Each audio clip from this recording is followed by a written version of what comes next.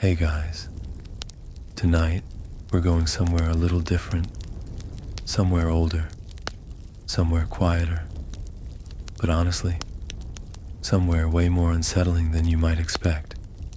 So get comfortable, adjust your pillow, let the screen dim a little if you need to, because tonight we're drifting back through the centuries to a time before the famous witch trials, before Salem became a household name, before the mass hysteria that would eventually grip entire nations.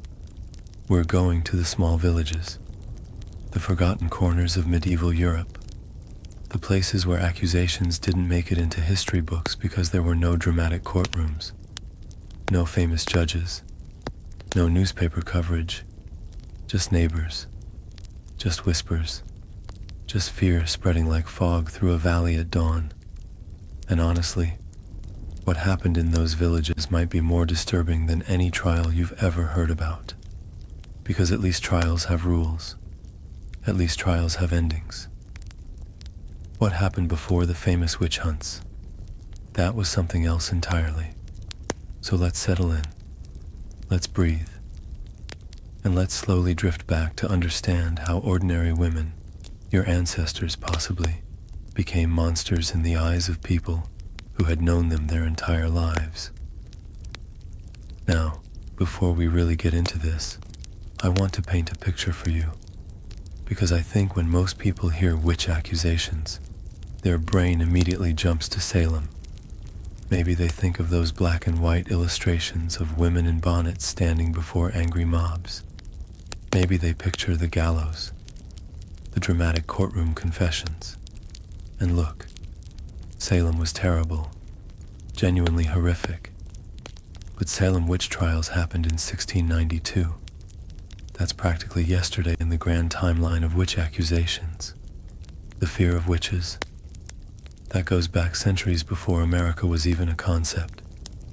We're talking about the 1200s, the 1300s, the 1400s, deep medieval history territory, a time when most people never traveled more than a few miles from where they were born, a time when the average person couldn't read, when medical knowledge was basically, have you tried praying, and when anything unexplainable was automatically suspicious.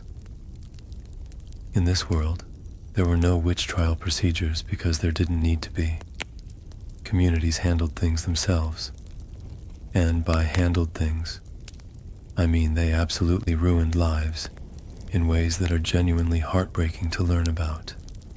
So tonight, we're exploring what happened to women accused of witchcraft before the big trials, before the legal systems caught up, before there were official witch hunters with official handbooks. Just people, just fear, just really bad outcomes for anyone who seemed even slightly different. Let's start with something important, understanding why people believed in witches in the first place. Now, I know it's tempting for us modern folks to roll our eyes and say, how could anyone believe in magic? But here's the thing. You have to completely delete your 21st century brain to understand this period. You have to forget everything you know about science, about germs, about weather patterns, about mental illness, about literally how anything works. Because medieval peasants, they had none of that information. None of it. Imagine living in a world where you genuinely don't know why crops fail. You don't understand why babies die in infancy. You can't explain why your perfectly healthy cow suddenly keeled over one morning. You have no concept of bacteria. So when plague sweeps through your village and kills half the population, you have absolutely zero scientific framework to make sense of it. In that void of understanding, supernatural explanations didn't just seem reasonable, they seemed obvious. Something bad happened. Someone must have caused it. And if you couldn't see who caused it through normal means, well, they must have caused it through abnormal means, through magic, through deals with the devil, through witchcraft. This is the mental landscape we're working with. Not stupidity, exactly, just a complete absence of the tools we use to understand cause and effect. And into that absence, fear crept in. And fear, as we all know, makes people do absolutely unhinged things. Now, let's talk about what made someone a target, because this is where things start to get really uncomfortable. The stereotype of the witch, old woman, lives alone, maybe has a cat, probably has some kind of physical abnormality. That stereotype didn't come from nowhere. It came from very real patterns in who got accused. And the pattern is honestly devastating once you see it clearly. The women most likely to be accused of witchcraft were, overwhelmingly, women who existed outside the normal social structures. Widows, spinsters, women without male protection. Women who had outlived their usefulness in a society that valued women primarily for their ability to marry, reproduce, and serve their households. In other words, the most vulnerable women in society, the ones with the fewest defenses, the ones nobody would really miss. Because here's the dark truth about witch accusations in medieval villages. They were often a form of social cleanup. Communities used witchcraft accusations to deal with people who were inconvenient, people who cost resources, people who didn't fit in. Old widow living alone on the edge of town. She's not contributing to the community. She might be asking for help. She might be a burden. And oh, how convenient that the neighbor's cow died last week. And didn't someone see her walking past that field? This is the engine that drove countless accusations. Not genuine belief in magic necessarily, but genuine desire to get rid of someone. And witchcraft was the perfect excuse, because you couldn't really disprove it. So what actually happened when someone was accused? Let's walk through it slowly, because the process was different from what you might expect. First, there was rarely an official accusation, not in the early medieval period anyway. What there was instead was whisper, rumor, social poison that spread through a village like smoke. It might start with something small, a dispute between neighbors, a borrowed item that wasn't returned, a perceived slight at a community gathering. And then, the next time something went wrong, the next time a child got sick or a barrel of ale went sour, someone would mention it. Well, you know, she was angry at us last month. I did see her looking at our sheep in a strange way. My grandmother always said there was something off about that family. This is how it began. Not with trials, not with official charges, just with talk. And in a medieval village, talk was everything. There was no escape from it. You couldn't move to a new town and start over. You didn't have the resources. You probably didn't know the way. And even if you got there, you'd be viewed with suspicion as a stranger. You couldn't appeal to higher authorities because higher authorities didn't care about peasant disputes. You couldn't hire a lawyer because that wasn't really a thing for common people.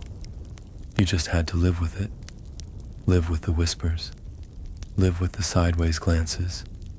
Live with people crossing to the other side of the road when they saw you coming.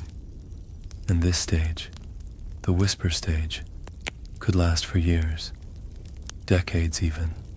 Some women lived their entire lives under a cloud of suspicion that never quite reached the level of official action, but never quite went away either. Imagine that for a moment. Imagine being 14 years old and realizing that everyone in your village thinks your mother might be a witch. Imagine growing up with that. Imagine the isolation, the loneliness, the way it would shape your entire understanding of yourself and your place in the world. This was the reality for countless women and their families. Not dramatic trials, just slow, grinding social destruction. Let's talk about what happened when the whispers did escalate, because sometimes they did. Sometimes something particularly bad would happen. A plague outbreak, a devastating storm, a series of livestock deaths, and the community's fear would reach a boiling point. The whispers that had simmered for years would suddenly catch fire, and then the accused woman would find herself facing something much worse than social exclusion. In many medieval communities, the first step after serious accusation was something called swimming test. You might have heard of this. It's one of those dark historical practices that sounds almost too cruel to be real. The theory was simple. Water was pure. Water was blessed. Water would reject anything evil. So if you threw a suspected witch into a body of water and she floated, that proved she was a witch because the water was rejecting her. If she sank, she was innocent. Of course, sinking meant drowning. So innocence often came with death attached. Not that floating was better. Floating meant you'd be pulled out and executed by other means. It was, quite literally, a lose-lose situation, and communities performed this test with complete sincerity, believing they were doing God's work, believing they were protecting their families. But here's what often goes unmentioned about the swimming test. It wasn't usually administered by authorities. In the early medieval period, before the church really systematized witch hunting, these were community events, mob events. Your neighbors would grab you. Your neighbors would tie your hands. Your neighbors would throw you into the pond. People you had known your entire life. People whose children you had helped deliver. People you had shared meals with at harvest festivals. That's the part that really gets me when I think about this history. The intimacy of the violence. The way these accusations destroyed not just individual lives, but entire communities' sense of trust and safety. Now, swimming wasn't the only test. There were others, depending on the region and the time period. Some communities used the pricking test, where they would search the accused's body for a devil's mark, basically any mole, birthmark, or blemish that could be interpreted as evidence of a pact with Satan. And here's where things got really twisted. Professional witch finders eventually emerged. People who made their living traveling from town to town, offering to identify witches by finding these marks. And surprise, surprise, they almost always found something. Because everyone has moles, everyone has birthmarks, everyone has some kind of skin irregularity that could be pointed at and declared evidence of evil. Some prickers used trick needles that retracted into the handle, so it looked like they were stabbing the mark, but the accused didn't feel it. Proof that the area was magically numb. It was a scam, basically. A deadly scam that sent countless innocent people to their deaths. But we're getting ahead of ourselves. The professional witch hunters came later, during the organized trial periods. In the earlier medieval period, the testing was more improvised, more local, more terrifyingly creative. Some communities would weigh the accused against the community Bible. The theory was that witches were spiritually heavy, burdened by their sins, and would outweigh the holy text. Other communities would make the accused recite prayers, watching carefully for any stumbles or hesitations that might prove demonic interference. And of course, there was always the confession option. Which brings us to one of the darkest aspects of this entire history. Forced confessions were incredibly common, and the methods used to extract them were, well, I'll keep this appropriate for a bedtime video, but I want you to understand that these weren't gentle interrogations. The accused would be kept awake for days. Sleep deprivation was considered an effective way to break down resistance. They would be isolated from family and friends. They would be told that their only hope of mercy was admitting their crimes and naming their accomplices. And this naming of accomplices was crucial to how witch scares spread, because once someone confessed under pressure, they would usually be pushed to name others, other witches, other members of their supposed coven. So the accused, exhausted and terrified and desperate for the pain to stop, would start naming names. And those names would usually be other vulnerable women, other outsiders, other people on the margins of society. And then those women would be accused. And then they would be pressured to confess and name names. And the cycle would continue, eating through communities like fire, through dry grass. This is how witch panic spread. Not because there were actually groups of witches meeting in the forest to do evil magic, but because the accusation system was designed to generate more accusations. It was a self-perpetuating engine of fear. Let's pause here for a moment and talk about what daily life looked like for an accused woman who hadn't yet been formally tested or executed. Because this middle period, the period between accusation and resolution, could stretch on for months or even years. First, there was the economic devastation. Once you were suspected of witchcraft, your ability to participate in normal community life essentially ended. Nobody would buy from you. Nobody would sell to you. Nobody would hire you or accept your help with anything. In a subsistence economy, where survival depended on community cooperation, this was essentially a slow death sentence. You couldn't farm alone. You couldn't spin enough wool alone. You couldn't survive winter without the mutual aid that village life depended on. So accused women often starved, or they were forced to beg, which only reinforced the image of them as burdens on the community. Or they were forced to steal, which gave their accusers more ammunition against them. It was a trap, with no escape. Every survival strategy available to them only made their situation worse. And then there was the psychological torture, because accusation didn't just destroy your economic life, it destroyed your sense of self. Imagine being told, repeatedly, by everyone around you, that you're evil, that you've made a deal with the devil, that everything bad that happens is your fault. After months or years of this treatment, many accused women started to doubt themselves, started to wonder if maybe they had done something wrong without realizing it, started to half believe the accusations.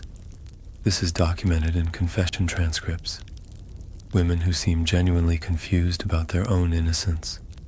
Women who describe dreams or strange feelings as possible evidence of demonic contact. Women who had been so thoroughly gaslit by their communities that they no longer trusted their own minds. It's heartbreaking to read these accounts, to see the psychological damage laid out so clearly across centuries. Now, I want to talk about the children, because this is something that often gets overlooked in discussions of witch accusations. Women accused of witchcraft usually had families. They had children, and those children suffered enormously. First, there was the social stigma. Being the child of a suspected witch meant carrying that suspicion yourself. People would watch you carefully for signs of inherited evil. Other children would avoid you. Your marriage prospects would be destroyed. Who would want to marry into a witch family? Some children were even accused alongside their mothers. Young girls were particularly vulnerable to secondary accusations, especially if they displayed any unusual behavior. Fits, nightmares, strange statements. Childhood trauma responses could easily be interpreted as demonic influence.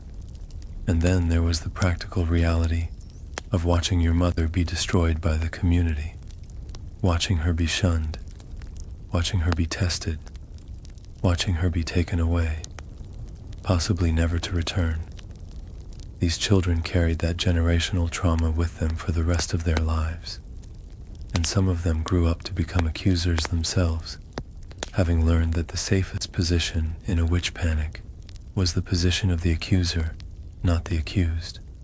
This is how the culture of accusation perpetuated itself across generations.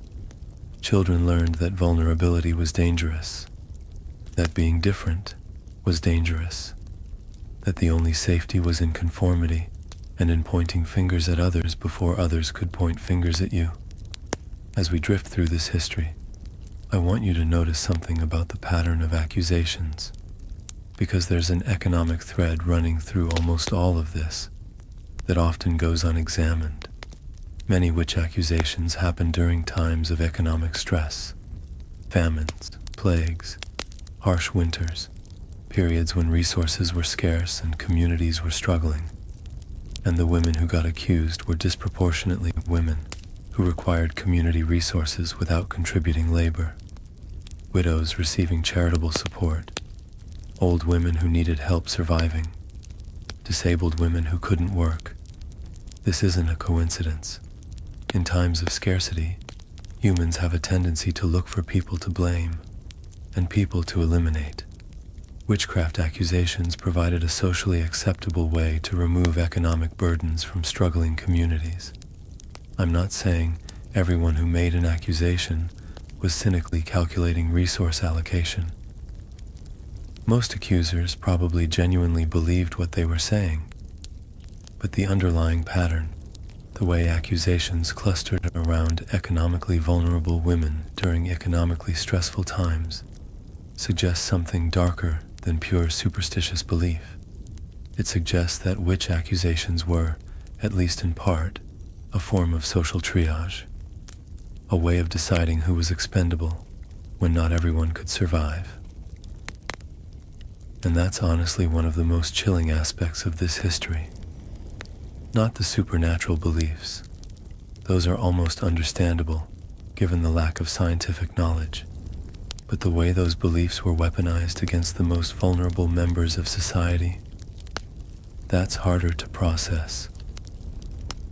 Let's slowly drift into another aspect of this story, the role of personal grudges, because not all accusations came from community-wide superstition.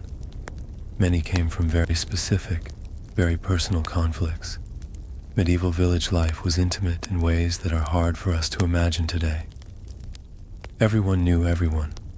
Everyone remembered every slight, every disagreement, every perceived betrayal. And these memories could simmer for years before finding expression. Court records from later periods, when witch trials became more formalized and better documented, reveal that many accusations stemmed from disputes that had nothing to do with magic. Land disputes, inheritance conflicts, romantic rivalries, business competition. Someone wanted something that someone else had, or someone was angry about something that had happened years ago, and they found that the accusation of witchcraft was an effective weapon. Because once someone was accused, the burden of proof essentially reversed. You didn't have to prove they were a witch. They had to prove they weren't. And how do you prove a negative? How do you prove that you never made a deal with the devil? How do you prove that your thoughts have always been pure? This made witch accusations incredibly powerful for settling personal scores, and everyone knew it, which meant that everyone lived in a constant state of low-level fear about their relationships with their neighbors. Did I make her angry last month? Will she accuse me? Should I accuse her first? This was the psychological landscape of medieval village life, a landscape of mutual suspicion and preemptive fear, and it must have been exhausting to live in. As we near the end of this first part, I want to leave you with something to think about as you drift toward sleep. The women we've been discussing, the accused, the suspected, the destroyed, they weren't witches. There were no witches. There was no magic. There were no covens meeting in the forest to curse their neighbors' cattle. There were just women. Women who were old, or poor, or different, or unlucky, or in the wrong place at the wrong time. Women who argued with the wrong neighbor, or refused the wrong man's advances, or knew too much about herbs and healing. Women who happened to live near someone whose child got sick. Ordinary women. Your ancestors, possibly. Living ordinary lives until fear and suspicion caught up with them. And the most heartbreaking thing, most of them are completely forgotten by history. We don't know their names. We don't have records of their cases. They disappeared from history just as thoroughly as they disappeared from their communities. The famous witch trials, Salem, the European mass trials of the 16th and 17th centuries. Those left records. Those left names we can remember and stories we can tell. But the countless women who were destroyed before the formal trial systems existed, they left almost nothing behind. Just silence, where their lives should have been. So as you settle in for the night, maybe hold a moment of quiet acknowledgement for them, for the forgotten, for the accused, for the women who died, not because they were evil, but because their communities needed someone to blame. And as expected, things did not improve for quite a long time. But that's a story for the next part of our journey together. Let's continue drifting through this history together. I hope you're comfortable. I hope your breathing has slowed a little, because now we're going to explore something even deeper. The systems and structures that made witch accusations not just possible, but almost inevitable. Because here's what I've come to understand about this period. The problem wasn't just individual superstition or individual cruelty. The problem was structural. The entire way medieval society was organized created the perfect conditions for witch panics to erupt. Let's talk about that architecture of fear. Let's understand how ordinary communities became persecution machines. First, we need to understand the role of the medieval church, because the church's relationship with witchcraft accusations is more complicated than you might think. In the very early medieval period, we're talking about the first millennium or so, the official church position was actually skeptical of witchcraft claims. This might surprise you, but many early church authorities taught that belief in witches was itself a form of superstition, that claims of magical power were impossible because only God had supernatural power. The Canon Episcopi, a church document from around the 10th century, essentially argued that women who believed they flew through the night with pagan goddesses were suffering from delusions, not actual demonic transportation. The document treated these beliefs as foolish fantasies, rather than genuine supernatural events. So for several centuries, if you accused your neighbor of witchcraft, a church official might actually defend her, not out of compassion, necessarily, but out of theological principle. Witches couldn't exist in the way you were describing, because that would imply the devil had powers equal to God. But then something shifted, slowly at first, and then with increasing momentum, the church's position changed. By the 13th century, new theological arguments were emerging that reconciled witch beliefs with Christian doctrine. Maybe witches weren't genuinely powerful. Maybe they were just deluded tools of the devil, granted temporary illusions of power to lead them to damnation. This theological shift was crucial. It meant that witch accusations were no longer automatically dismissed as superstitious nonsense. They were now potentially legitimate concerns that deserved investigation. And once the church started taking accusations seriously, everything changed. The Inquisition is often associated with witch hunting, and that association is partially deserved, but it's more complicated than popular culture suggests. The medieval Inquisition was originally established to root out heresy, religious beliefs that contradicted church doctrine. Witchcraft wasn't originally its focus, but over time, as the theological understanding of witchcraft evolved, witch accusations got folded into the Inquisition's work. What this meant for accused women was the introduction of formal procedures, which sounds like it might be better, right? Due process, legal frameworks, standards of evidence. But no, the introduction of formal procedures often made things worse, because the procedures were designed to find witches, not to protect the innocent. Inquisitorial procedure allowed for things that normal legal proceedings didn't: extended interrogations, harsh conditions of detention, and most importantly, the use of torture to extract confessions. Now, torture had rules, technically. There were supposed to be limits on its application, It wasn't supposed to cause permanent damage or death, but in practice, these limits were frequently ignored, and even legal torture was brutal enough to break almost anyone. Under torture, people confessed to things they didn't do. This is not mysterious psychology. It's basic human response to pain. Your brain will tell your interrogators whatever they want to hear if it makes the pain stop. So the introduction of formal procedures didn't reduce witch accusations. It supercharged them. Now there was an official apparatus for investigating witches. Now there were professionals whose job was to find them. And these professionals were very, very good at their jobs. But we're getting ahead of ourselves again.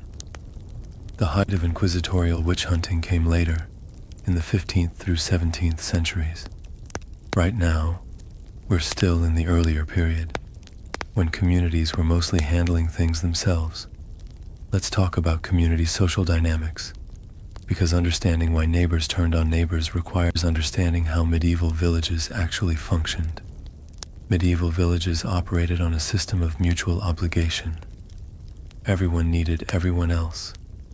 You needed your neighbor to help with the harvest. You needed the blacksmith to fix your tools.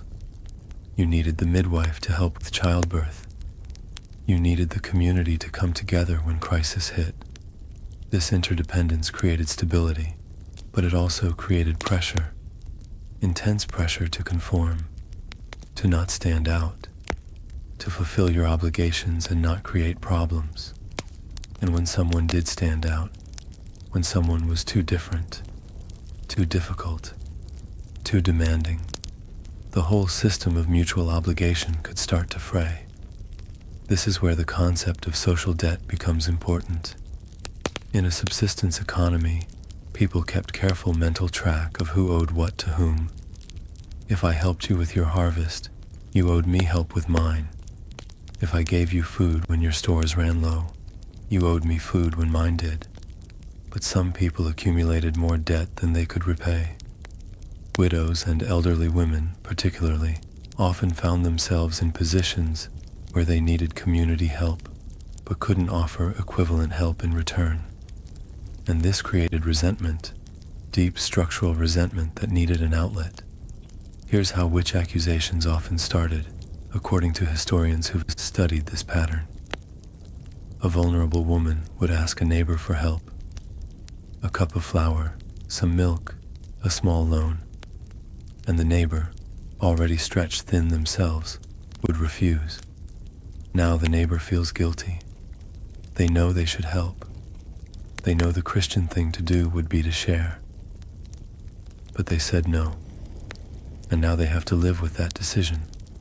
And then, a few days or weeks later, something goes wrong for that neighbor. A cow dies. A child gets sick. Beer goes sour. And the neighbor thinks, I refused her request, and she was angry. She must have cursed me. The accusation doesn't come from genuine belief in the widow's magical powers. It comes from the neighbor's guilt and need to externalize it. If the widow cursed them, then they're the victim, not the person who refused help to someone in need. This psychological mechanism, guilt transformed into accusation, appears again and again in witch trial records. It's one of the primary engines of witch panic. The 14th century alone saw the Great Famine of 1315 to 1317, which killed millions. Then came the Black Death, starting in 1347, which killed somewhere between 30 and 60% of Europe's population. These catastrophes destabilized everything: the economy, social structures, people's basic sense of reality. When a third of your community dies in a few months, and you have no concept of germs or disease transmission, what explanation makes sense? God's punishment, demonic attack, poisoning by secret enemies. All of these explanations circulated during the plague years, and all of them required someone to blame. Jewish communities were massacred in huge numbers across Europe, accused of poisoning wells. Lepers were persecuted. Foreigners were suspected. And women on the margins of society, already vulnerable, already watched, became increasingly likely targets. The connection between social catastrophe and persecution is well documented historically. When times are good, people tolerate difference more easily. When times are bad, the search for scapegoats intensifies. And times in medieval Europe were frequently very, very bad. Let's pause and talk about what this felt like from the inside, because I think it's important to understand the emotional texture of this experience, not just the historical facts. Imagine you're a woman in a medieval village. Let's say you're a widow. Your husband died a few years ago, leaving you with a small cottage and not much else. You're getting older. Your children have moved away or died. You're increasingly dependent on the charity of neighbors, who are increasingly reluctant to provide it. You can feel the whispers starting. You can see the way people avoid eye contact when you walk past. Children run away when you approach. Your former friends no longer invite you to gatherings. You know what this means. You've seen it before, maybe. Seen another woman in your village go through this slow exile. Seen her eventually disappear. And no one talked about what happened to her. Now it's happening to you. And there's nothing you can do. You can't move away. You have nowhere to go. And no resources to get there. You can't prove your innocence because there's nothing to prove. You haven't actually done anything. You can't appeal to anyone, because no one with power cares about peasant women's problems. All you can do is wait, and watch the suspicion grow, and hope that something, a good harvest, a healthy season, someone else attracting more attention than you, will shift the community's focus elsewhere. But probably it won't. Probably the day is coming when someone will finally say out loud what everyone has been whispering. Probably you will die, afraid, and alone, and blamed for things you never did. This was the daily reality for thousands of women, not dramatic trials, just the slow grinding down of life and hope and human connection. Let me tell you about a pattern that appears repeatedly in the historical records. The accused woman who tries to fight back. Sometimes, when whispers started, women would attempt legal action against their accusers. They would try to sue for slander. They would appeal to local authorities. They would publicly confront the people spreading rumors. And almost without exception, this made things worse. Because here's how the community logic worked. An innocent woman would be humble. She would accept suspicion with patience. She would demonstrate her virtue through meekness and prayer. A woman who fought back, who got angry, who demanded justice. That was suspicious behavior. That suggested she had something to hide. That suggested maybe that she had the kind of dangerous, unfeminine spirit that might indeed make a pact with the devil. Fighting back was evidence of guilt. Accepting accusations quietly was evidence of guilt.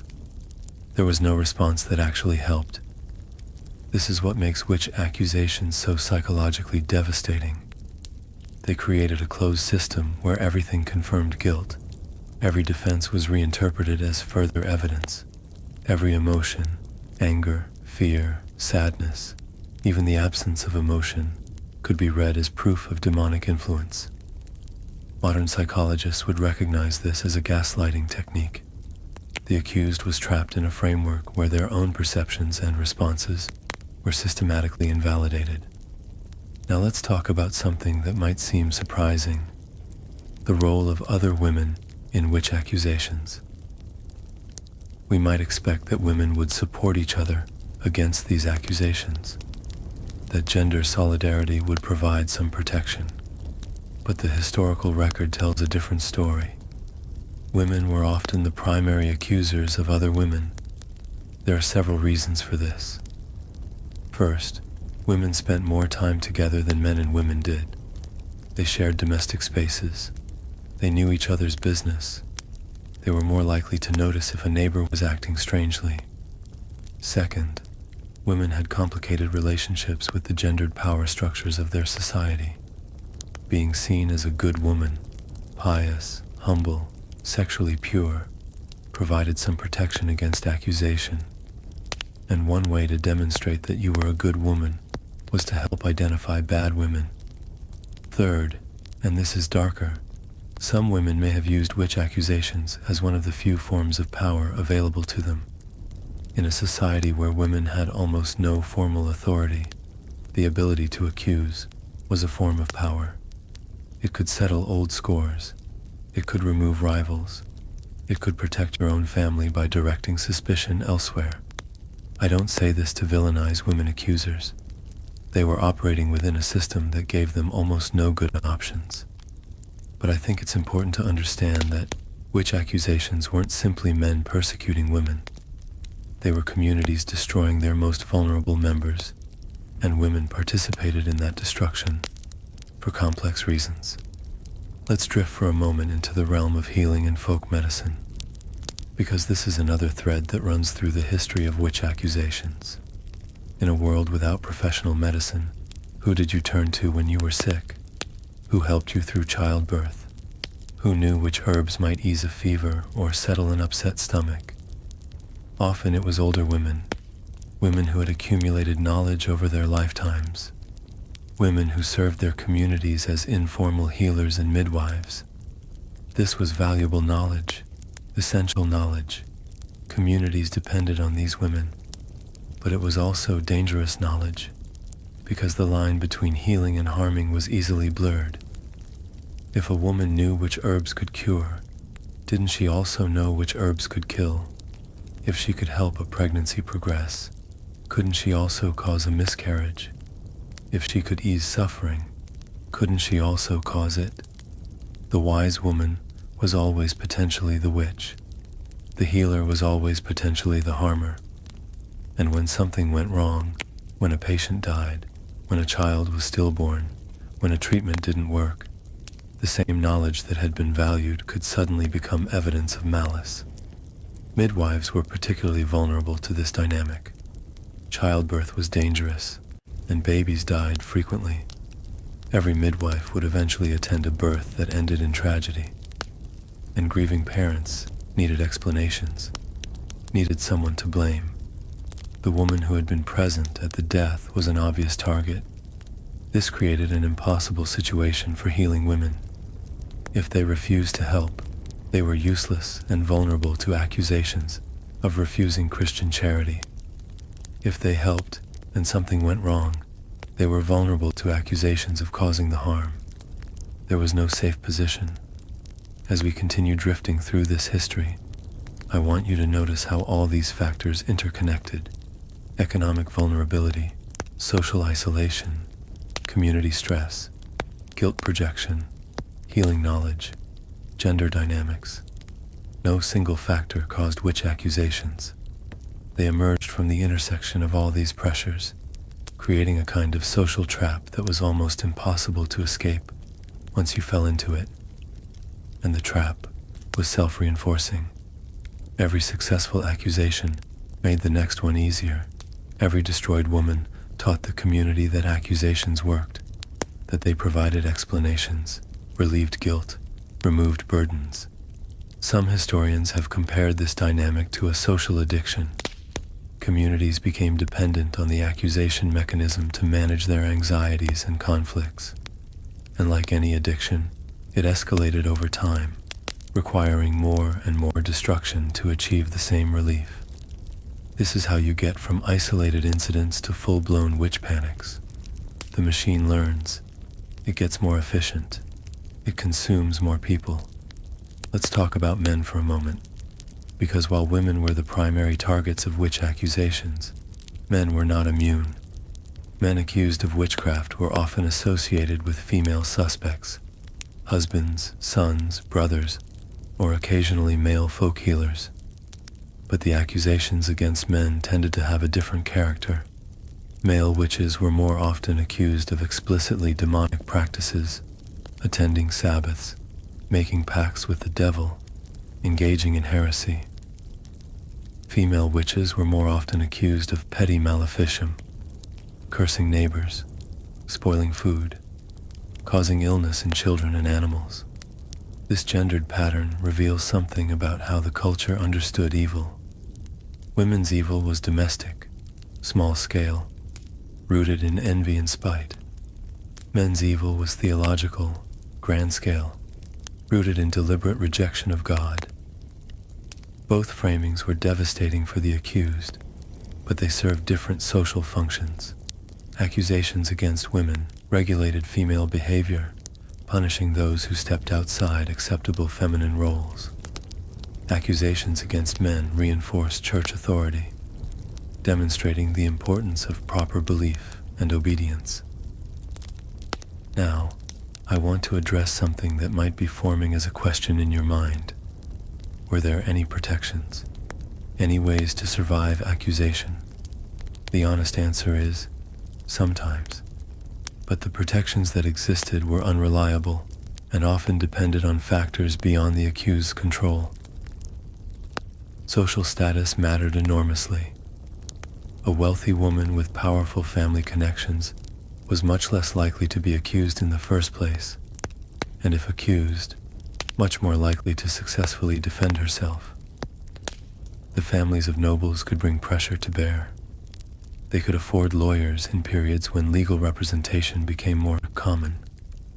They could simply buy their way out of trouble.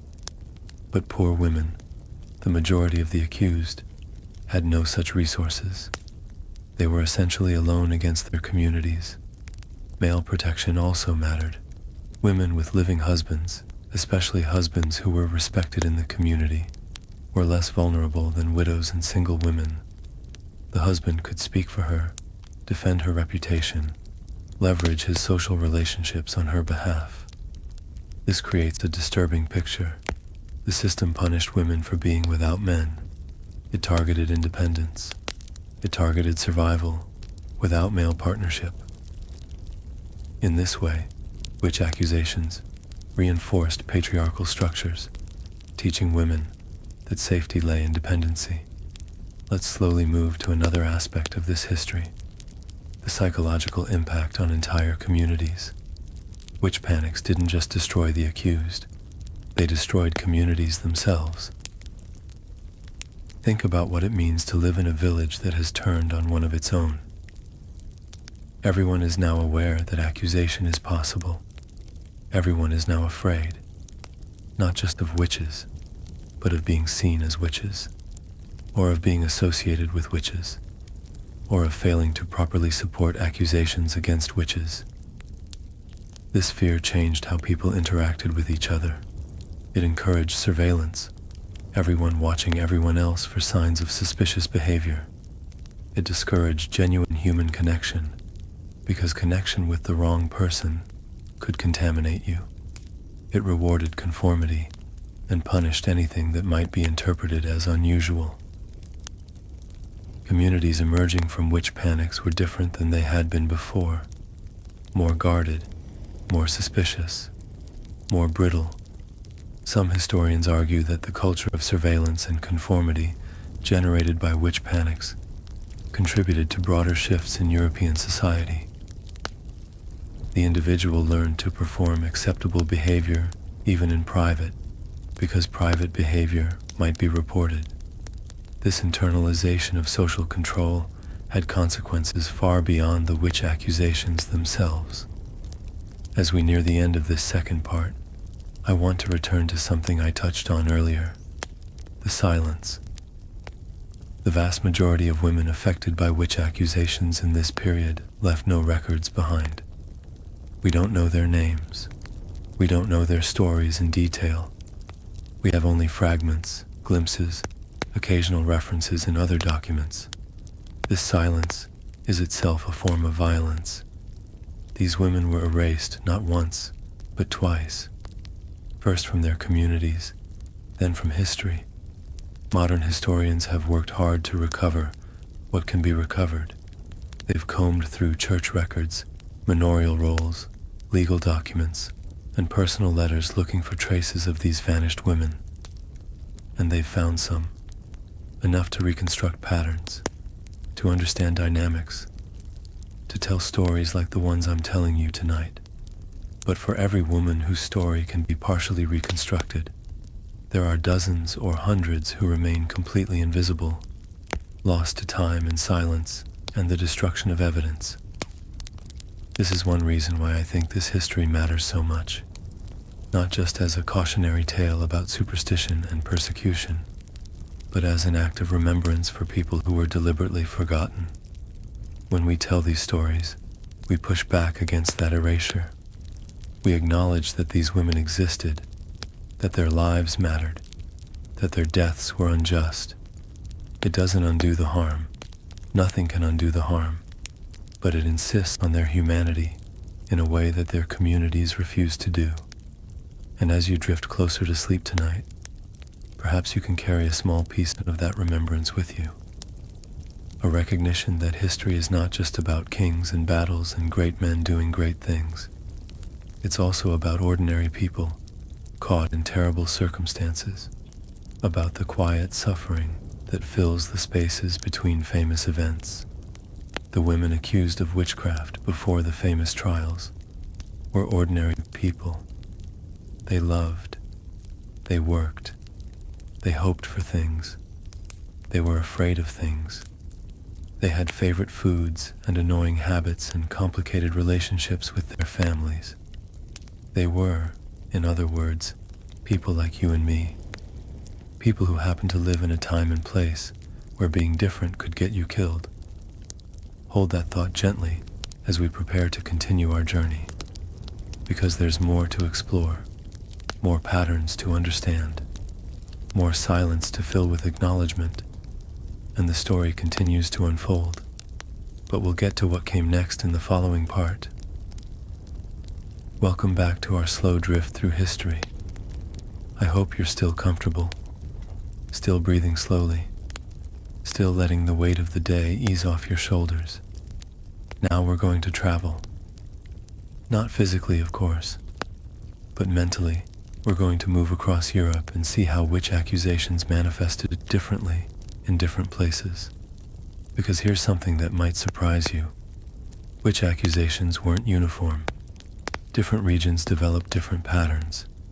Different cultures created different kinds of danger for different kinds of people.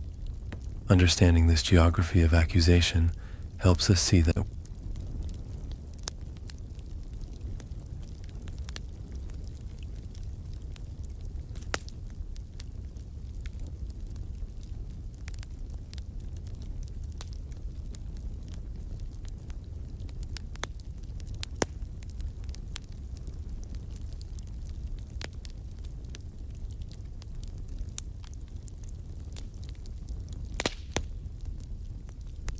witch panics weren't inevitable. They were shaped by local conditions, local beliefs, local social structures. And that means they could have been prevented, should have been prevented, but weren't. Let's start in the British Isles, since that's where many English-speaking viewers' ancestors came from. England had witch beliefs like everywhere else in medieval Europe, but the pattern of accusation was somewhat different from the continent. English accusations tended to focus heavily on maleficium, harmful magic against neighbors, rather than the elaborate demonic Sabbath stories that became common elsewhere. English witches were accused of cursing cattle, spoiling butter, making children sick, and causing minor disasters. The crimes were domestic, petty, rooted in village conflicts. This reflects the social structure of English villages, which were relatively decentralized and lacked the strong church and state apparatus that existed in some continental regions. Interestingly, English witch accusations were less likely to spread into panics in the medieval period. There were isolated cases, certainly, individual women destroyed, but the mass accusations that we'll see later in places like Germany or Scotland were less common in medieval England. Why? Probably several factors. The English legal system was somewhat more skeptical of torture-extracted confessions.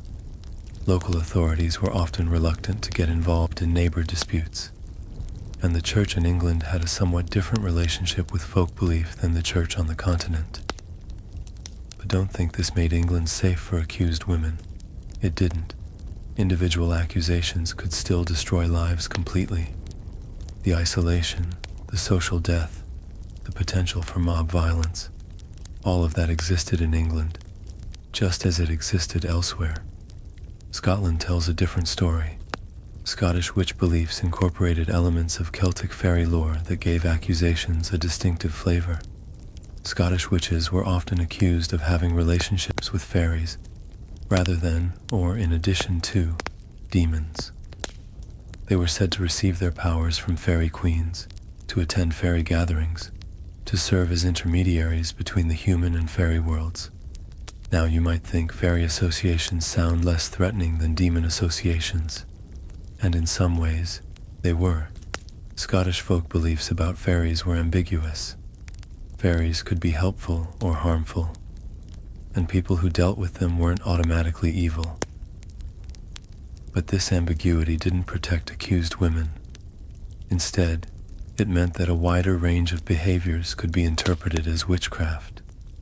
Any unusual knowledge, any claim to special insight, any involvement with folk healing or divination could be evidence of fairy contact, which could be evidence of witchcraft. Scottish witch beliefs also had a strong element of second sight, the ability to see things that others couldn't see. This was sometimes valued as a gift, but it could easily flip into evidence of supernatural, and therefore suspicious, power.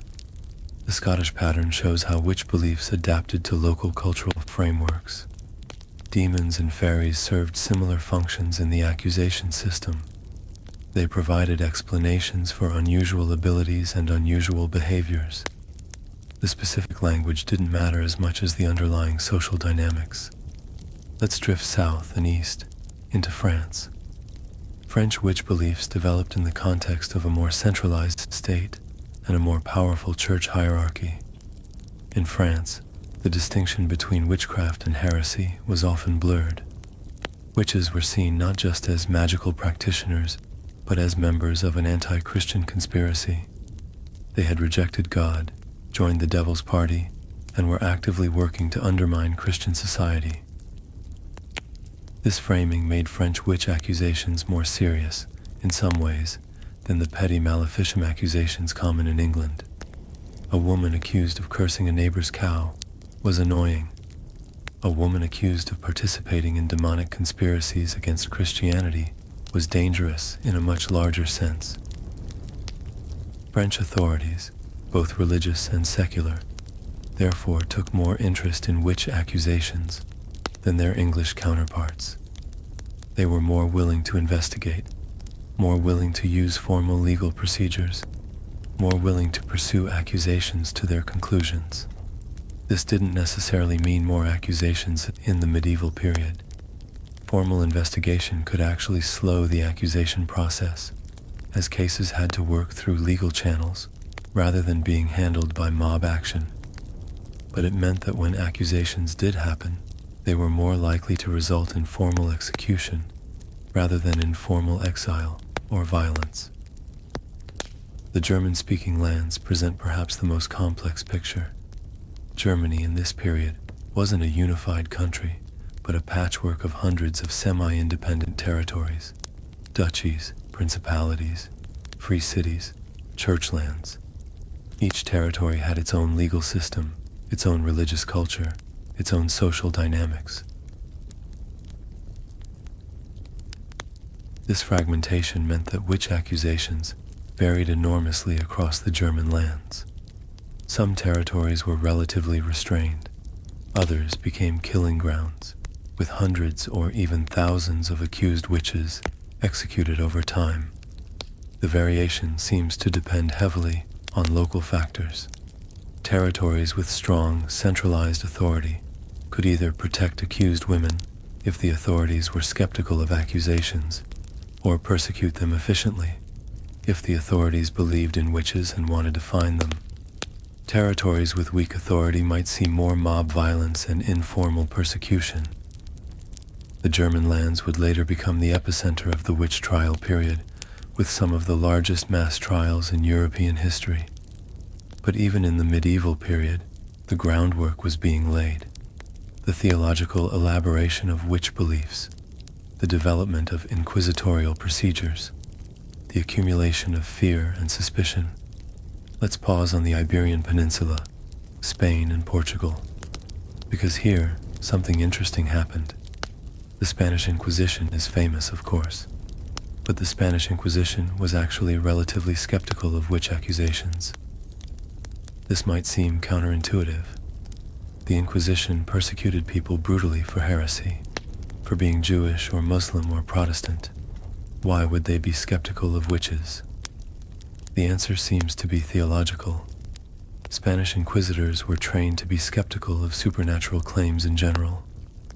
They believed in the devil, certainly, but they didn't believe that peasant women could actually perform magic. They tended to view witch beliefs as superstition, dangerous superstition that needed to be corrected, but not evidence of actual demonic power. This meant that in Spain, accused women were more likely to be charged with superstition or fraud than with genuine witchcraft. They might still be punished, but the punishments were often less severe than execution. This is a complicated legacy to assess. The Spanish Inquisition was a terrible institution that caused enormous suffering. But on this one issue, their theological training actually provided some protection against witch panics. It shows that witch accusations weren't simply the product of religious authority. They were shaped by specific theological commitments, specific institutional cultures, specific intellectual traditions. Different versions of Christianity produce different patterns of accusation. Let's move north, into Scandinavia. The Nordic countries developed witch beliefs that incorporated elements of pre-Christian religion in fascinating ways. Scandinavian witches were often associated with cider, a form of Norse magic traditionally practiced by women. Cider involved trance states, divination, and manipulation of fate. After Christianization, these practices didn't disappear. They went underground, continued in modified forms, and became associated with witchcraft accusations. The figure of the vulva, the Norse seeress, cast a long shadow over Scandinavian witch beliefs. Women with special knowledge, women who could see the future, women who mediated between worlds. These figures were both valued and feared in Nordic culture. Scandinavian witch accusations also had a distinctive relationship with climate. In the harsh northern environment, survival depended on things like weather, fishing success, and agricultural yields that were beyond human control.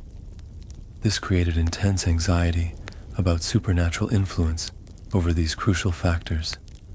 Scandinavian witches were often accused of controlling weather, raising storms, preventing rain, calling snow in inappropriate seasons.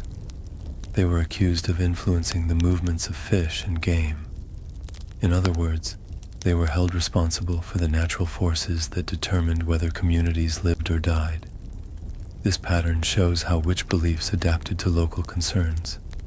In Mediterranean regions, accusations might focus on fertility and reproduction. In maritime regions, on storms and shipwrecks. In agricultural regions, on crop diseases and livestock deaths. The accusation system was flexible, incorporating whatever people were most afraid of. Let's drift into Eastern Europe for a moment. The Slavic lands developed witch beliefs that drew on a rich tradition of folk magic and supernatural creatures. Slavic folklore included numerous supernatural beings, house spirits, forest spirits, water spirits, that could help or harm humans depending on how they were treated. This created a complex magical landscape where interactions with supernatural forces were part of daily life, not exceptional events. In this context, witchcraft wasn't as sharply distinguished from normal folk practice as it was in Western Europe. The line between acceptable folk magic and dangerous witchcraft was blurry and contested. Eastern European witch accusations seem to have focused heavily on harm to children and livestock. Vampiric themes appeared in some regions, witches accused of draining vitality from living things. This overlaps with the vampire legends that would later become famous in Western culture. The Eastern European pattern also shows strong influence from pre-Christian beliefs that persisted longer here than in Western Europe. Witches were sometimes understood more as practitioners of old religions than as servants of the Christian devil. This created different kinds of accusations and different kinds of persecution. Now, I want to talk about something that connected all these different regions: trade routes and the spread of ideas. Witch beliefs didn't develop in isolation. They traveled. Merchants, pilgrims, wandering preachers, and eventually printed books carried ideas about witches from region to region.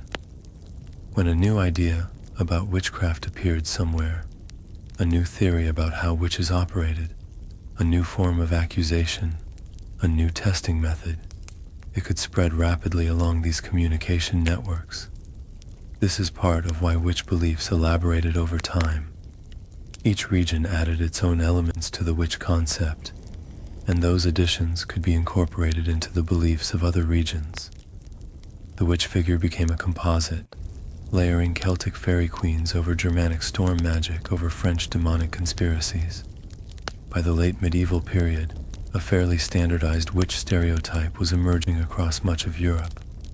The old woman living alone, the night flight, the Sabbath gathering, the pact with the devil, the familiar spirit in animal form.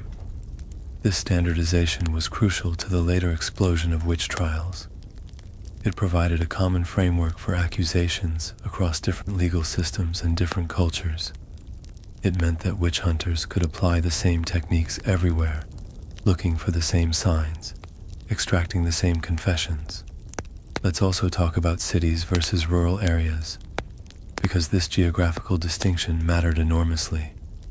In rural areas, witch accusations emerged from the intense, intimate social dynamics we discussed earlier. Everyone knew everyone. Conflicts festered over years. Suspicion built slowly. Cities were different. They were more anonymous. You didn't necessarily know your neighbors well. The social mechanisms that drove rural accusations, the guilt over refused charity, the surveillance of unusual behavior, didn't operate as effectively. This doesn't mean cities were safe. They weren't. But the pattern of accusation was different. City witch accusations were more likely to involve strangers, outsiders, people without established reputations. They were more likely to arise suddenly during crisis periods, rather than building slowly over years. Cities also had more formal legal systems, which could cut both ways. Formal procedures could protect the accused by requiring evidence, but they could also enable more efficient persecution when authorities decided to pursue witches seriously. As we approach the end of this geographical journey, I want to emphasize something. All these regional variations existed within a shared underlying pattern. Everywhere, the accused were disproportionately women. Everywhere, the accused were disproportionately poor and vulnerable. Everywhere, accusations emerged from social conflicts and found expression through supernatural explanation. The specific form of the accusation varied. The cultural vocabulary differed. The institutional responses depended on local structures. But the fundamental dynamic, communities destroying their most vulnerable members in response to fear and stress, was universal. This universality should disturb us. It suggests that witch accusations weren't a product of any particular culture's flaws. They emerge from something more basic about human psychology and social organization, something that perhaps we haven't entirely escaped. Let me tell you about a pattern that historians have noticed across all these regions: the autumn intensification. Witch accusations tended to cluster in certain times of year, and autumn was particularly dangerous. Why autumn? Think about the agricultural cycle. Autumn is harvest time. It's the moment of truth for the year's farming efforts. Did the crops come in? Did enough survive to get through winter? Will the community have enough food? In good years, autumn was a time of celebration. But in bad years, and medieval Europe had many bad years, autumn was a time of reckoning. A time when scarcity became undeniable. A time when difficult decisions had to be made about who would eat and who wouldn't. In this context, the search for someone to blame intensified. Why did the harvest fail? Someone must have caused it. Someone with dark powers. Someone who deserved punishment. Autumn accusations often focused on crops and food. Witches were accused of blighting grain, spoiling stored food, causing livestock to sicken before slaughter. The crimes tracked the anxieties of the season. Winter was also dangerous, but for different reasons. As the cold deepened and supplies dwindled, communities turned inward. The isolation of winter made surveillance more difficult, but also made suspicion more intense. Small conflicts that might have been resolved in busier seasons festered in the enclosed winter world. Spring brought some relief, as the immediate survival crisis eased, but spring also brought its own vulnerabilities. Planting season, lambing season, times when things could still go terribly wrong. Let me close this part with a reflection on place and memory. The villages where these accusations happened still exist, many of them. If you traveled to rural England, rural France, rural Germany, you could visit places where accused women lived and died centuries ago. Walking through these villages today, you wouldn't necessarily know what happened there. There are rarely memorials. The names of the accused have been forgotten. Life has continued, layer upon layer, burying the old tragedies under new construction and new stories. But the places remember, in a way. The same landscapes that witnessed these events still exist. The same rivers, the same hills, sometimes even the same buildings, old cottages that have survived the centuries. There's something haunting about that continuity, about the idea that ordinary places witnessed extraordinary cruelty and then simply went on being ordinary places. I think about the accused women walking these lanes, looking at these views, trying to survive in these communities that were slowly closing against them. The physical world they knew is partly still there, but they are gone completely. This is what history does. It erases people, but preserves places. It lets us walk where they walked, but not see what they saw. It offers presence, but not connection. And as you settle deeper into your pillow, maybe you're thinking about the places you know, your hometown, your neighborhood, the ordinary streets and buildings that make up your world. History happened there too. Maybe not witch accusations specifically, but something. People lived and struggled and suffered and were forgotten, right where you walk every day. We move through these layered places without usually thinking about their depth, without thinking about all the people who came before, all the lives that unfolded on this same ground. Tonight, maybe hold a small awareness of that depth, that continuity, that presence of the past beneath the present. And let's continue, because the story isn't finished, not nearly finished. We're drifting deeper now, into the minds of the people involved, into the psychology that made witch accusations seem not just reasonable, but necessary. Because here's what I've come to understand. The people who accused their neighbors of witchcraft weren't monsters. Most of them weren't even particularly cruel by the standards of their time. They were ordinary people, caught in extraordinary psychological pressures. Understanding their psychology doesn't excuse what they did, but it helps us see how normal humans become capable of terrible things. And that, I think, is important knowledge. Let's start with fear. primal, visceral fear. Medieval people lived with constant threats that we can barely imagine today. Disease that could kill you in days with no treatment available. Famine that could leave you watching your children starve. Violence from bandits, soldiers, neighbors. Fire that could destroy everything you owned in an hour. These weren't abstract fears. They were daily realities. Everyone had lost someone, probably many someones, to threats beyond human control. In this environment, the need for explanation becomes overwhelming. Humans cannot tolerate meaningless suffering. We need causes. We need reasons. We need to believe that we can understand and potentially control what happens to us. Which beliefs provided this understanding? Bad things happen because bad people cause them. If you could identify and eliminate the bad people, you could stop the bad things from happening. This is magical thinking, obviously. Eliminating accused witches didn't actually prevent disease or famine or fire, but the belief that it might, the belief that humans could do something against these overwhelming threats, was psychologically necessary.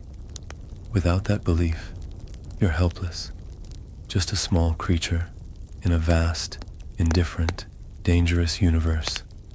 That's a very hard thing to live with. Now let's talk about what psychologists call attribution error. This is the tendency to explain other people's behavior in terms of their character, while explaining our own behavior in terms of circumstances. If I do something wrong, it's because of the situation. I was tired. I was stressed. I had no choice. But if you do something wrong, it's because of who you are. You're a bad person. You're selfish. You're malicious. Medieval communities were full of attribution error. When things went wrong, the search for someone to blame naturally focused on character. It wasn't that circumstances conspired to kill the cow or spoil the beer. Someone with a bad character caused it. And once you've identified someone as having a bad character, everything they do becomes evidence of that badness. Their kindness is a deception. Their piety is a cover. Their suffering is deserved. This is how ordinary women became obvious witches in the eyes of their neighbors. The attribution error transformed neutral or even positive behavior into evidence of hidden evil. Let me introduce another psychological concept, the just world hypothesis. This is the belief that people get what they deserve, that good things happen to good people and bad things happen to bad people. The just world hypothesis is comforting because it promises that if you're a good person, you'll be protected. Bad things won't happen to you because you don't deserve them. But the just world hypothesis has a dark side. When bad things do happen to someone, the hypothesis demands an explanation. They must have deserved it somehow. They must have done something wrong. This dynamic appears constantly in witch accusations. Accused women were often already suffering. They were poor. They were isolated. They were sick. And their suffering was interpreted as evidence of guilt. God wouldn't let them suffer if they didn't deserve it. Their misfortune must be punishment for hidden sins. In a terrible irony, the accusation often made the accused's situation even worse, which then served as further evidence of her guilt. The downward spiral was self-confirming. Now let's talk about what happens in groups, because individual psychology is only part of the story. Witch accusations were social phenomena. They emerged from communities, spread through communities, and were resolved by communities. Individual beliefs were shaped by group dynamics. Social psychologists have identified something called pluralistic ignorance. This is when everyone in a group privately doubts something, but assumes everyone else believes it, so no one speaks up. Imagine a medieval village, where people have started whispering about a particular woman. Many individuals might privately think the suspicions are unfounded, but they see others nodding along with the whispers, so they assume everyone else believes. and they don't want to be the one person who defends a possible witch, so they stay silent. Their silence is interpreted as agreement, and the person next to them, who also has private doubts, sees that silence and interprets it as confirmation. And so the accusation grows, driven not by genuine belief but by everyone's fear of being the only doubter. This is how communities become capable of things no individual would choose alone. The group dynamic creates pressures that override individual judgment. Let's also consider what psychologists call moral licensing. This is when doing something good makes you feel entitled to do something bad. Medieval communities engaged in constant moral effort. They went to church. They said prayers. They tried to be good Christians. And after all that effort, they felt morally justified. They were good people. This sense of moral justification made it easier to participate in witch accusations. If you're a good person, then your judgments must be good too. If you believe someone is a witch, that belief must be righteous, because you're not the kind of person who would unfairly accuse someone. Moral licensing also appeared in the treatment of the accused. The cruelty of witch testing and punishment was easier to accept if you believed you were doing God's work. If torturing someone led to a confession that saved their soul, wasn't that ultimately a kindness? Wasn't the temporary physical suffering outweighed by eternal spiritual benefit? This religious framing of persecution made participants feel not just justified, but virtuous. They weren't being cruel. They were being holy. Now I want to talk about the psychology of confession, because confession was central to the witch accusation system, and the psychology of forced confession is genuinely disturbing. Under enough pressure, people confess to things they didn't do. This is well documented in modern psychology. Sleep deprivation, isolation, fear, pain. These conditions break down psychological defenses and create a state where confession seems like the only escape. But something else happened with witch confessions. Some accused women seem to have come to believe in their own guilt. This is called internalized false confession. The accused person doesn't just say they're guilty to make the interrogation stop. They actually come to believe it. How does this happen? Partly through the interrogation process itself, which was designed to break down the accused's sense of reality. Interrogators would tell the accused that they had witnesses, that they had evidence, that other confessed witches had named them. After enough repetition, the accused might start to wonder, maybe I did do something without realizing it. Maybe I'm possessed and don't remember. Maybe my dreams were actually flights to Sabbaths. The accused would be asked to describe things they couldn't possibly know about. Details of demonic Sabbaths, for example. When they couldn't provide these details, they'd be helped by interrogators who would suggest things. And gradually, the suggested details would become the accused's own memories. Memory is malleable. Under the right conditions, people can be led to remember things that never happened. Medieval interrogations were, without intending to be, sophisticated memory manipulation techniques. This helps explain why confession transcripts often include such elaborate details. The accused weren't making up stories. They were, in some sense, remembering events that interrogators had implanted in their minds. Let's pause on the psychology of the accusers themselves, because they too deserve psychological analysis. Many accusers were genuinely afraid. They had experienced misfortune, a sick child, a dead animal, a failed crop, and they were looking for explanation and protection. Their accusations came from a place of vulnerability, not strength. But other accusers had different motivations. Some used witch accusations to resolve personal conflicts, to settle old scores, to eliminate rivals. The supernatural framing obscured what were fundamentally secular disputes, and some accusers were simply following the crowd. They didn't particularly believe the accusations, but they went along because everyone else seemed to believe, and going along was the safe choice. Their psychology was about conformity, not genuine supernatural belief. Importantly, most accusers probably had mixed motivations, some genuine fear, some personal interest, some social pressure, all mixed together. Human motivation is rarely pure. Now let's talk about a particularly painful psychological dynamic, the accusation of children. Children are naturally imaginative. They tell stories. They have vivid dreams. They play pretend.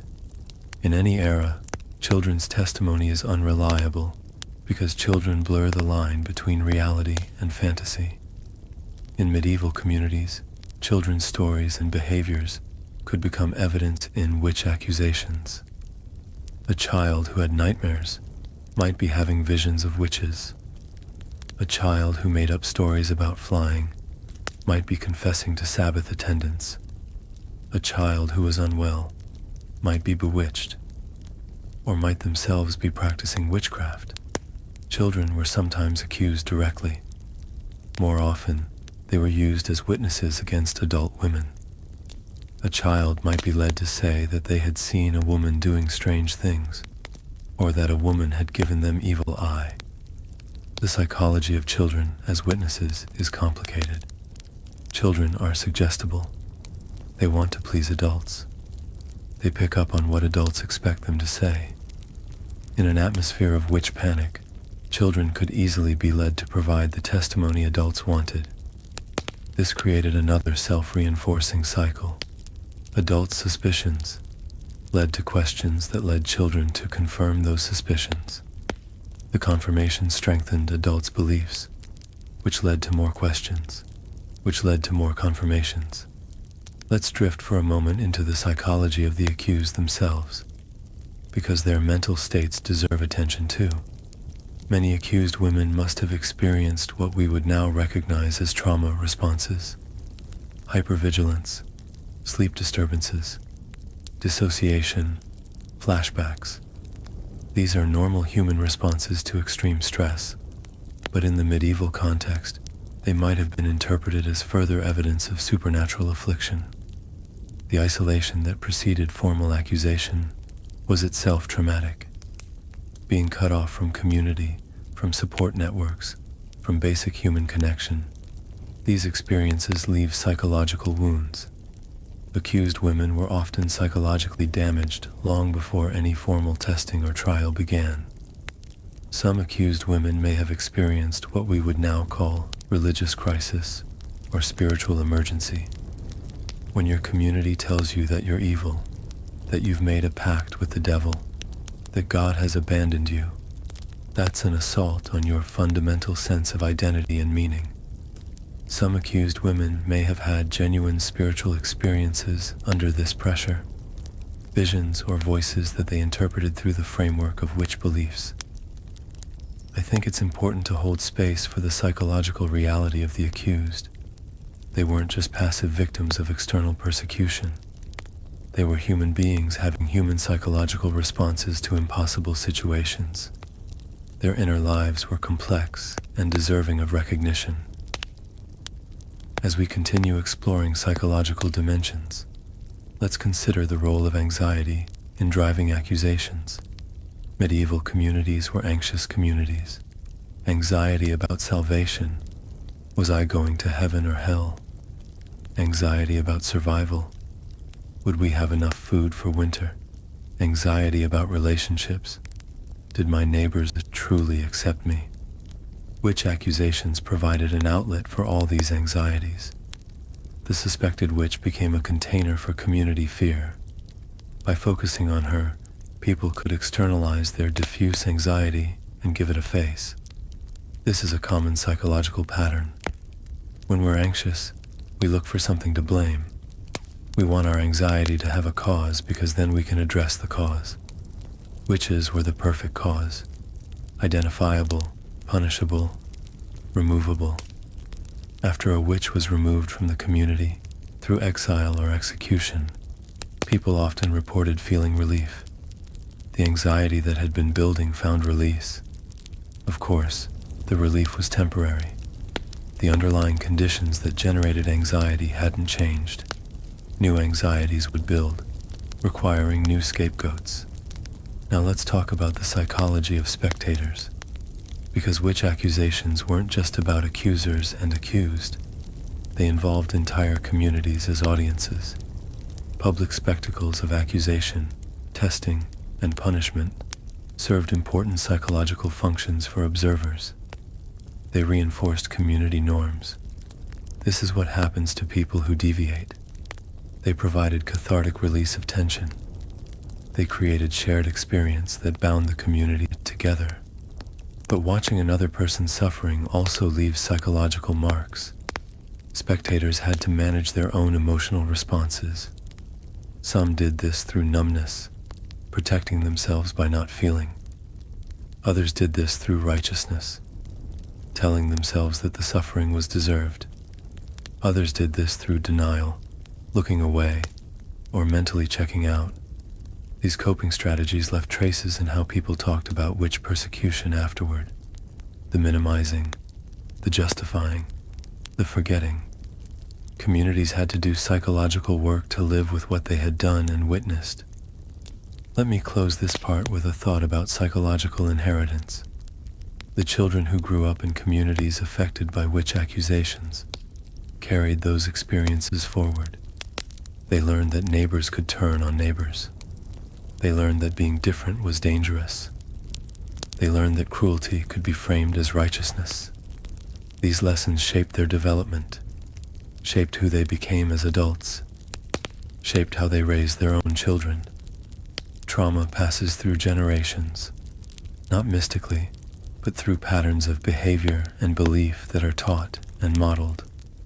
The children of witch panic communities were raised by people who had participated in or witnessed terrible things. That participation and witnessing changed how those people parented. So when we talk about the psychological impact of witch accusations, we're not just talking about the people directly involved. We're talking about waves of consequence that spread out across generations, shaping communities for decades or centuries afterward. And as you feel yourself drifting, perhaps you're recognizing some of these psychological patterns. Perhaps you're seeing echoes in your own life or your own community. The scapegoating, the conformity, the just world thinking. Because these patterns aren't medieval relics. They're human tendencies that emerge whenever the conditions are right. We like to think we've evolved beyond them. But have we? Really? That's a question to carry with you. Not anxiously, gently, just a wondering as you drift toward sleep. We're approaching the transition now, the shift from local, informal witch persecution to the organized trials that would define the witch hunting era. This shift didn't happen overnight. It wasn't a sudden transformation. It was more like watching the sky slowly lighten before dawn. Things were changing. The elements were assembling. The conditions for something much larger were falling into place. So let's witness this transition together. Let's see how the scattered fears and local tragedies we've been discussing came together into something much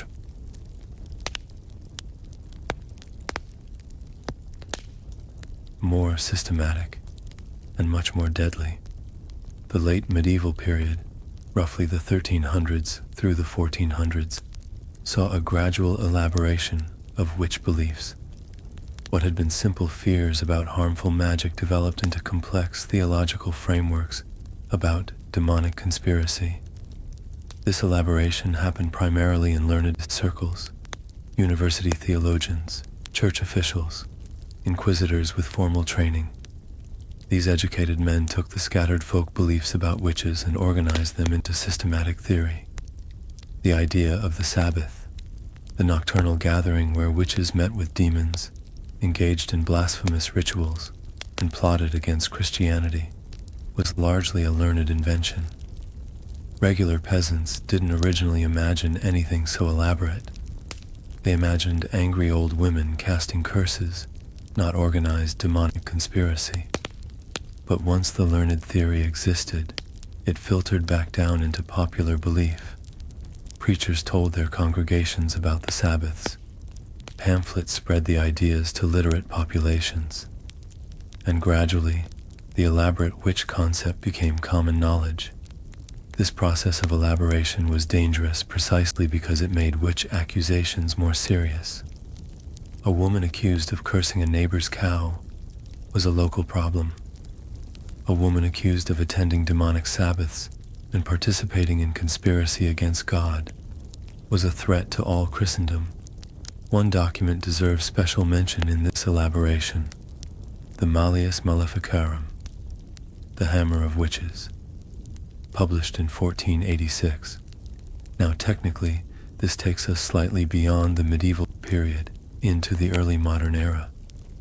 But the Malleus represents the culmination of trends that had been building throughout the late medieval period.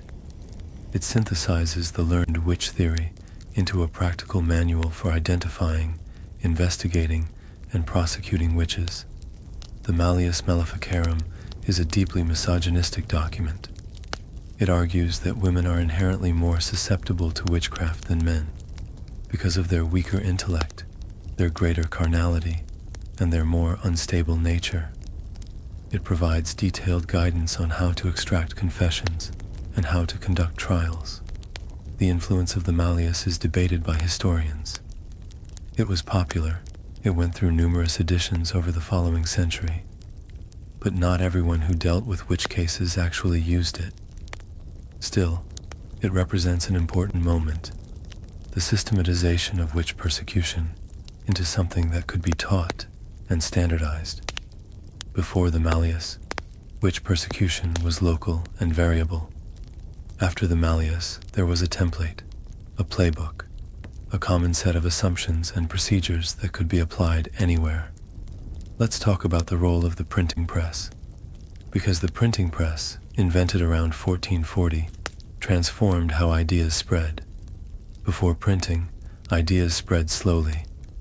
Manuscripts had to be copied by hand. Books were expensive and rare. Information moved at the speed of travelers and the availability of literate intermediaries. Printing changed everything. Suddenly, ideas could spread rapidly across vast distances. A pamphlet about witchcraft published in Germany could be read in France within months. News of witch trials in one region could inspire investigations in another.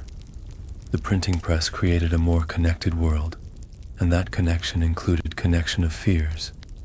Witch panics could now spread through printed reports in ways they never could before.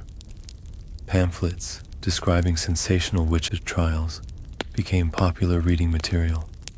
They provided titillating details of demonic Sabbaths and confessed crimes. They spread the vocabulary and concepts of witch belief to populations that might not otherwise have been exposed to them. This is the dark side of information technology. Yes, printing enabled the spread of knowledge and education, but it also enabled the spread of fear and misinformation. The same technology that would eventually support the scientific revolution also, in the short term, intensified witch hunting. Let me describe the political conditions that were also shifting. During the medieval period, political authority was fragmented. Kings and emperors had limited power over local affairs. Lords ruled their territories with considerable autonomy. The church had its own parallel authority structure. But by the late 1400s and into the 1500s, centralized state power was beginning to emerge. Monarchs were consolidating control. Royal courts were replacing local jurisdictions. Professional bureaucracies were forming. This centralization had complex effects on witch persecution. On one hand, central authorities could sometimes restrain local enthusiasms. A monarch skeptical of witchcraft accusations could protect accused women in ways that local authorities wouldn't. On the other hand, centralization created new tools for persecution. Royal courts could apply witch laws uniformly across large territories. Central authorities could authorize witch hunting commissions with power to override local objections. The emergence of the early modern state provided infrastructure for persecution on a massive scale that the fragmented medieval world couldn't have achieved. Religious changes were also underway.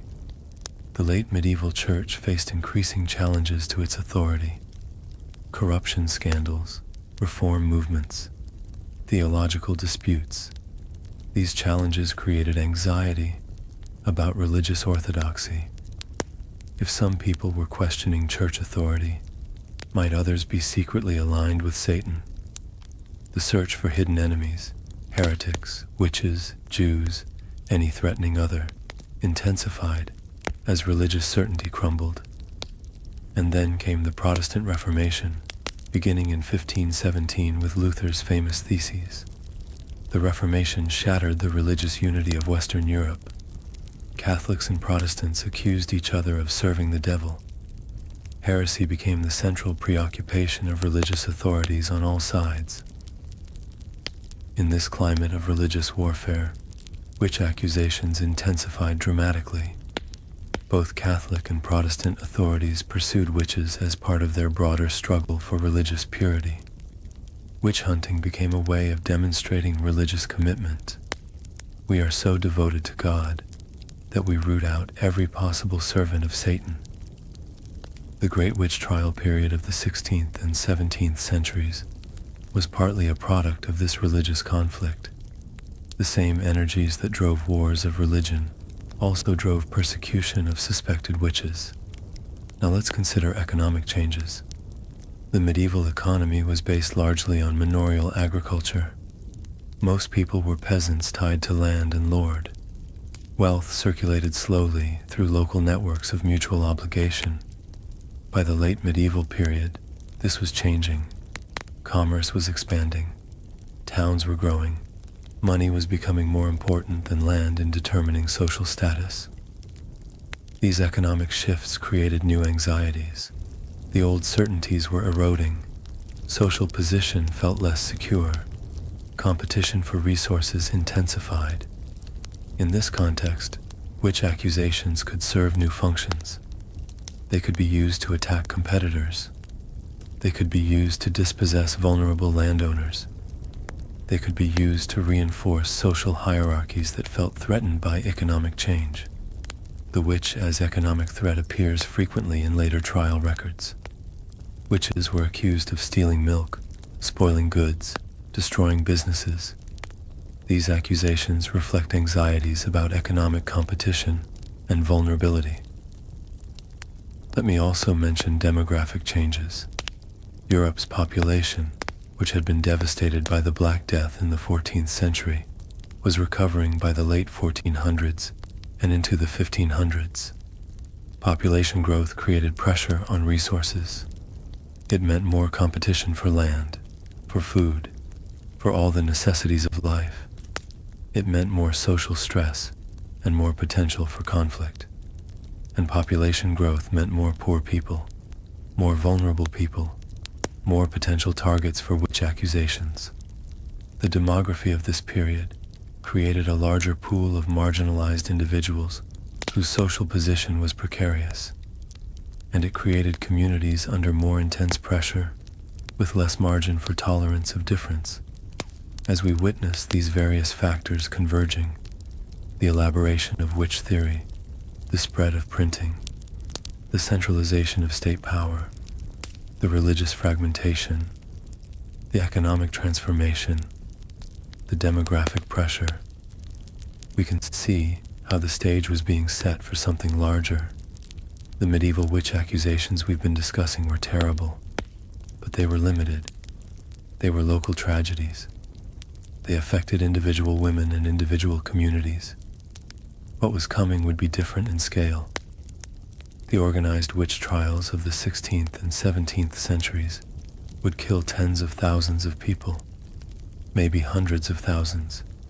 The exact numbers are debated. They would sweep across entire regions in waves of panic. They would involve formal courts, professional hunters, systematic procedures. The medieval period was prologue. It established the beliefs, the patterns, the psychology. It provided the raw material that would be organized into mass persecution. Let me pause here to say something that might seem obvious but deserves explicit statement. The women destroyed in the medieval period are not less important because they preceded the main event of the organized witch trials. If anything, their suffering is more invisible. The later trials left records, court documents, confession transcripts, execution lists. Historians can study these records and reconstruct what happened. The medieval victims left much less behind. Their stories are harder to tell because the evidence is scarcer, but that doesn't make their experiences less real or their deaths less unjust. When we discuss the famous witch trials, let's remember that they rested on centuries of less famous persecution. Let's remember that the groundwork was laid in countless unnamed villages, by countless unrecorded accusations, destroying countless forgotten women. Let me tell you about a woman named Marjorie Jourdemain, who was executed in England in 1441. She's one of the few we know by name from this transitional period. Marjorie was accused of witchcraft in connection with Eleanor Cobham, the Duchess of Gloucester. This was a political witchcraft case. Eleanor was accused of trying to use magic to kill the king so her husband could take the throne. Marjorie was caught up as the alleged source of magical supplies. What makes Marjorie's case interesting is how it combined older folk magic beliefs with newer political witchcraft accusations. She was apparently known as a cunning woman who provided love potions and fertility charms. This was relatively normal folk practice. But when her services became connected to nobility and politics, suddenly she was a dangerous witch involved in treason. Marjorie was burned at the stake. Eleanor, being noble, was given a lighter sentence, public penance and imprisonment for life. The class dynamics are stark. Same accusation, very different outcomes depending on social position. Marjorie's case shows the transitional nature of this period. Folk magic practitioners who had operated for generations in relative safety were becoming vulnerable as witch beliefs elaborated and witch accusations gained political utility. As we drift toward the end of this section, I want to leave you with a sense of the tension of this historical moment. The late medieval period was a time of tremendous change. Old certainties were crumbling. New possibilities were emerging. The world that people had known for generations was transforming into something unfamiliar. This transformation created fear, and fear created monsters. The witch became a symbol of everything threatening about a changing world. The disruption of gender roles, the erosion of community bonds, the uncertainty about religious truth, the instability of economic position. Attacking witches was a way of trying to control the uncontrollable, a way of imposing order on chaos, a way of reasserting traditional values against corrosive change. Of course, it didn't work. The changes continued. The world kept transforming, and the witch accusations just added suffering to an already difficult time.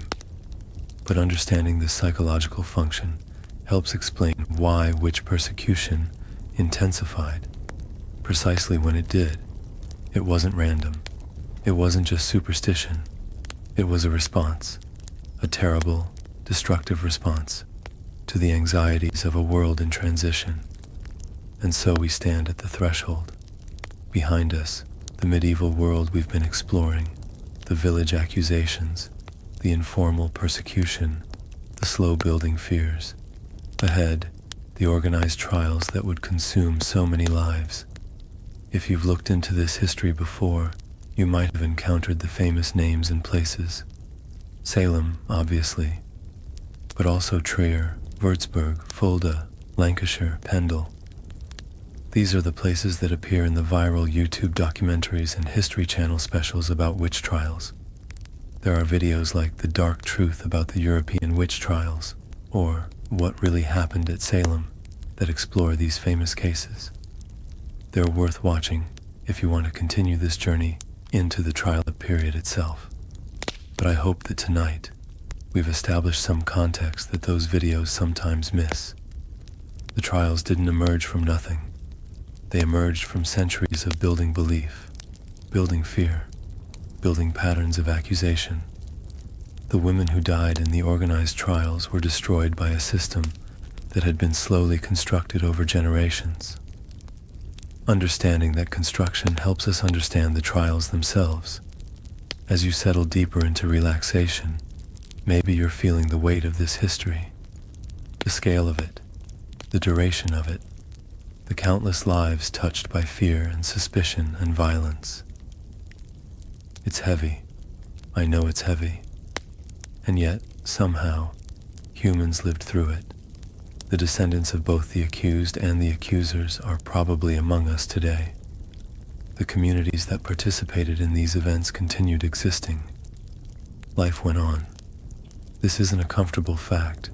It doesn't redeem what happened. But it does suggest something about human resilience, about the capacity to endure and continue even after terrible things. Maybe hold that thought as we move into the final part of our journey together. The resilience, the continuation, the enduring. Here we are, in the quiet final stretch of our journey together. The hour is late, wherever you are. The night has deepened, and we've traveled so far. Let me offer you a gentler landing after all the heaviness we've explored. Some reflections, some connections to the present, some ways to carry this history forward without being crushed by it. Because that's important, I think. History shouldn't just make us sad. It should make us wiser, more compassionate, more alert to the patterns that could emerge again. First, let's talk about memory. For centuries, the women destroyed by witch accusations were largely forgotten. They weren't commemorated. They weren't mourned publicly. They were erased from community memory as thoroughly as they'd been erased from community life. This forgetting was functional. Communities that had participated in persecution needed to move on. Remembering the accused might mean confronting uncomfortable questions about what had happened and why. Forgetting was easier, but in recent decades that's begun to change. Memorial projects have emerged in various parts of the world. Stone markers, plaques, ceremonies of acknowledgement, efforts to research and publish the names of the accused. In some places, formal apologies have been issued. Civic authorities have acknowledged that injustice occurred. Religious bodies have expressed regret for their institutions' roles. These gestures don't undo the harm. They can't bring anyone back, but they push back against the forgetting. They insist that the victims mattered. They create space for remembrance where silence had been.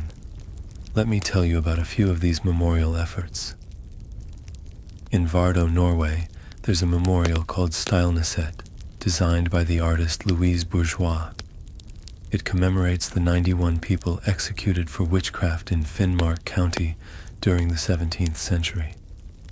The memorial includes an installation featuring chairs, burning flames, and mirrors, an immersive space for reflection on what happened.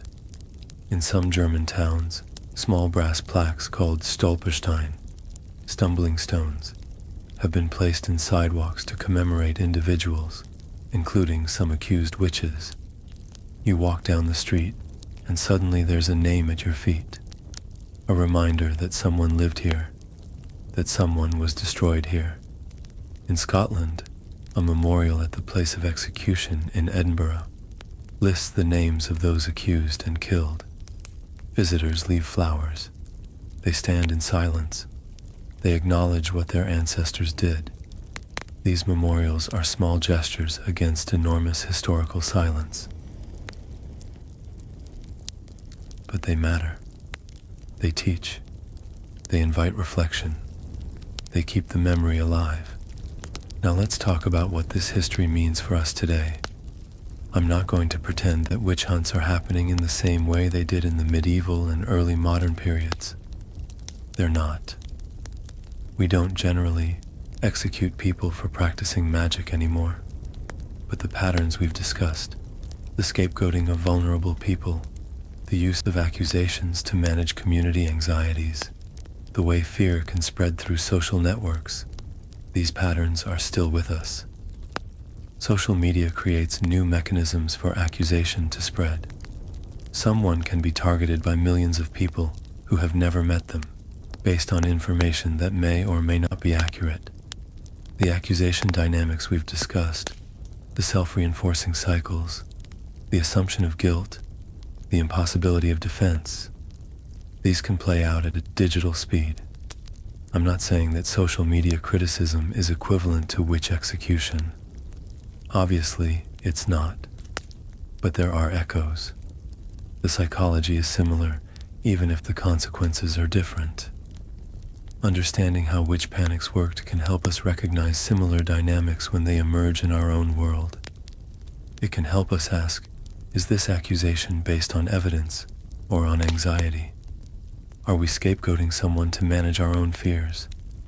Are we contributing to a dynamic that we wouldn't want to participate in if we thought clearly? The history also invites us to think about who is vulnerable in our own society, who is marginal, who might become a target if conditions shifted. In medieval Europe, it was elderly women without male protection, the poor, the different, the ones who cost more than they contributed. Who occupies that position today? Who is blamed when things go wrong? Who is treated as expendable? These are uncomfortable questions, but they're important ones. The tendency to scapegoat doesn't go away just because we think of ourselves as enlightened. It finds new forms. It targets new groups. Vigilance against our own capacity for persecution is part of what it means to learn from this history. Let me also say something about the accusers, because I think there's a temptation to see this history in black and white, innocent victims and evil persecutors. The reality is more complicated and more disturbing. Most accusers were ordinary people, caught in systems they didn't create. They acted on beliefs they had been taught by their communities, their churches, and their cultures. They genuinely feared for their families, their livelihoods, and their souls. This doesn't excuse what they did. Nothing excuses the destruction of innocent lives. But recognizing the accuser's humanity is part of understanding how these things happen, and how to prevent them from happening again.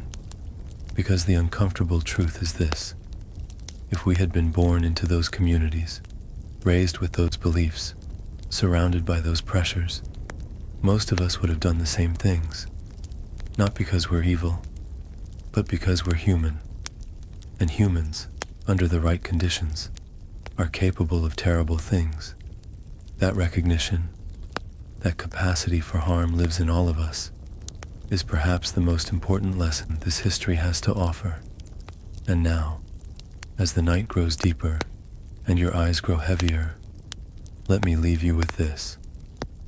The women who were accused of witchcraft before the famous trials, they are gone. Their names are mostly lost. Their stories are mostly silence. But tonight, for a little while, we remembered them. We tried to understand what they went through. We held space for their suffering and their humanity. That's a small thing, but it's not nothing. History is made of small acts of remembrance, of someone, somewhere, choosing to look back and say, this happened, these people existed, their lives mattered. So as you drift towards sleep, carry a small piece of that remembrance with you. Let it settle into your dreams. Let it become part of the layered history you carry within you, the history of all the people who came before, whose lives made yours possible. Sleep well, sleep peacefully, and know that by listening, by caring, by remembering, you've done something worthwhile tonight. The forgotten women are a little less forgotten now, and that matters. Good night.